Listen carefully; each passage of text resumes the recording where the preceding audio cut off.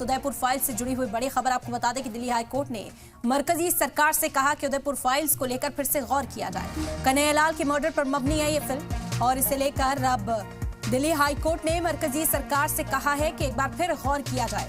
Udaipur files से जुड़ी हुई बड़ी खबर इस वक्त आप तक पहुंचा रहे हैं। दिल्ली हाई कोर्ट ने मरकजी सरकार से कहा कि उदयपुर फाइल्स को लेकर एक बार फिर से गौर किया जाए। कन्हैयालाल के मर्डर पर मबनी है ये फिल्म। इस फिल्म को लेकर लगातार तनाजा मुल्क में बना हुआ है।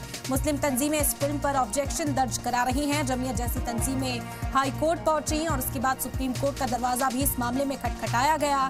सुप्रीम कोर्ट ने एक बार फिर ये मामला हाई कोर्ट के पाले में डाल दिया था। रोक को हटाते हुए कहा गया था कि सुप्रीम कोर्ट इस पर फैसला नहीं कर सकता। हाई कोर्ट ही तमाम दलीलें सुने, तर्क सुने और उसकी बुनियाद पर कोई फैसला दिया जाए। अगर फिल्म को रिलीज करना चाहते हैं तो जो ऑब्जेक्शनेबल कंटेंट है उसे हटा दिया जाए, जिस पर एतराज जाहिर किया जा रहा है। इस फिल्म में कई सीन्स को हटाया भी गया है और अब भी ये तनाजा लगातार बरकरार है। फिल्म के मेकर्स का और कन्हैयालाल के परिवार का कहना है कि इस फिल्म से उन्हें इंसाफ जल्द मिलेगा। उन्हें लगता है कि इंसाफ के लिए ये फिल्म रिलीज होना जरूरी है, लेकिन अब देखना होगा कि ये एतराज के बाद फिल्म क्या रिलीज होती है।